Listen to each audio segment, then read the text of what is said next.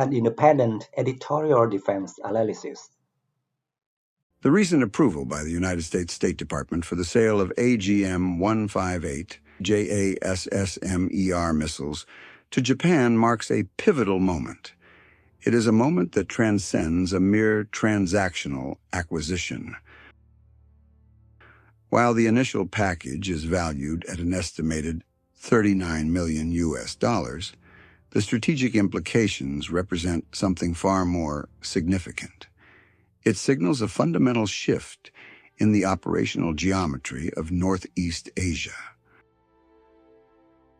This development must be viewed not in isolation, but as the materialization of Japan's decisive pivot. A pivot from a strictly passive defensive posture to one incorporating active counterstrike capabilities. The integration of this system effectively transforms the role of the F-15J fleet. It changes from a legacy interceptor tasked primarily with scrambling against airspace violations into a long-range strike platform capable of projecting power well beyond the Japanese archipelago. At the heart of this procurement lies a pragmatic recognition of the limitations inherent in the current fleet structure. While the acquisition of the F-35 Lightning II has provided Japan with fifth-generation stealth, the F-35 suffers from a physical constraint common to stealth airframes, a limited internal weapons bay capacity. To maintain its low observable profile, the F-35 cannot carry large, long-range cruise missiles externally without compromising its stealth characteristics. This creates a tactical dichotomy. The most survivable aircraft lacks the punch for deep strike missions, while the platform with the payload capacity lacks the survivability to penetrate contested airspace. The JASSM-ER,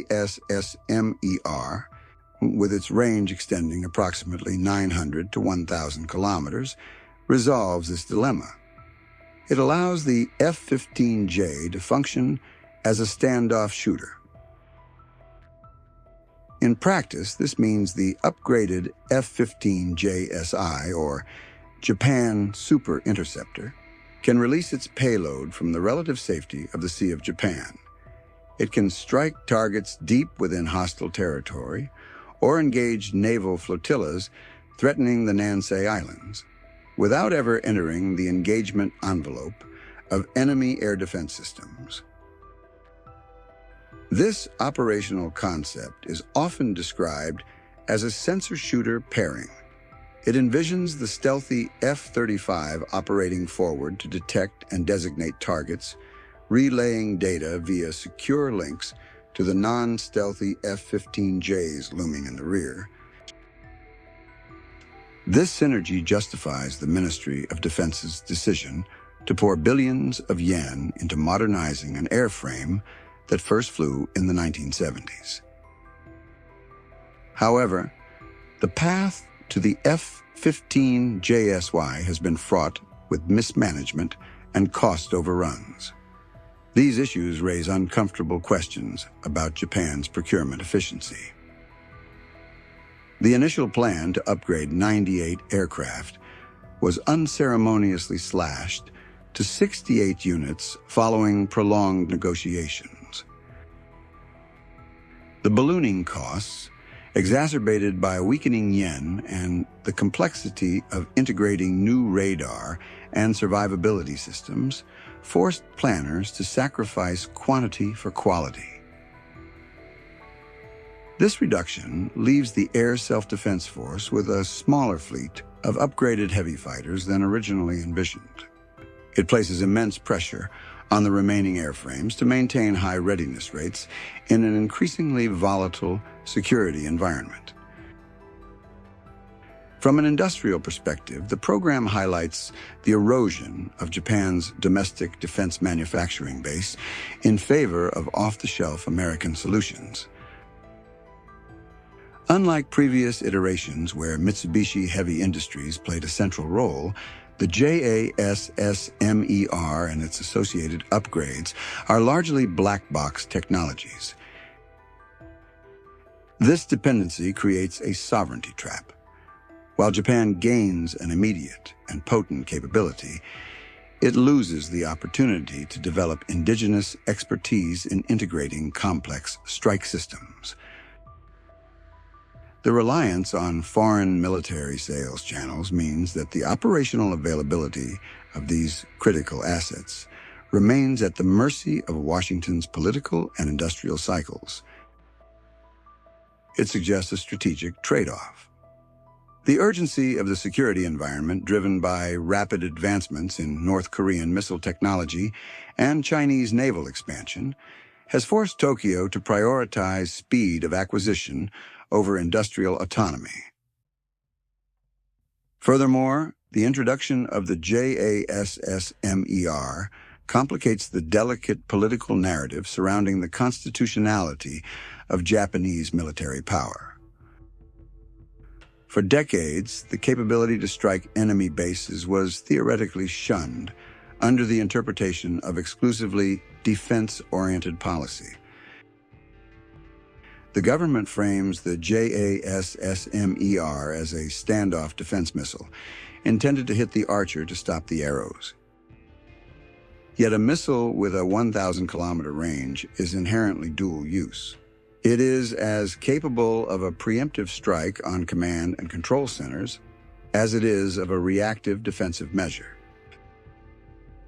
This capability provides Japanese leadership with escalation dominance options they have never possessed in the post-war era.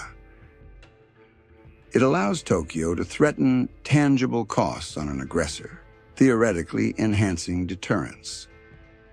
However, it also demands a robust intelligence and surveillance architecture to target effectively, an area where Japan is still playing catch-up. There is also the matter of timing. Japan is currently developing its own upgraded Type 12 surface-to-ship missile with extended range, but that system is years away from operational maturity. The purchase of the JASSM-ER indicates a lack of confidence in the domestic timeline meeting the immediate threat window. It effectively serves as a bridge capability. This procurement strategy reveals a Ministry of Defense that is increasingly willing to buy time with capital. Ultimately, the marriage of the JASSM-ER to the F-15JSI fleet is a necessary but imperfect solution to a complex strategic problem. It revitalizes an aging platform and provides a credible deterrent against regional adversaries. Yet this enhanced lethality comes at the price of reduced fleet numbers, increased reliance on U.S. supply chains, and the marginalization of Japanese engineering input. The F-15JSI will essentially serve as a flying magazine, a powerful component of the alliance's strike complex, but its existence underscores a persistent vulnerability. Japan is becoming more capable of fighting a modern war, but less capable of sustaining its own war machines independently. As the first JASSM-ERs arrive, they will undoubtedly sharpen the spear of the self-defense forces. But they also deepen the integration that makes Japanese autonomy in defense policy increasingly theoretical rather than practical.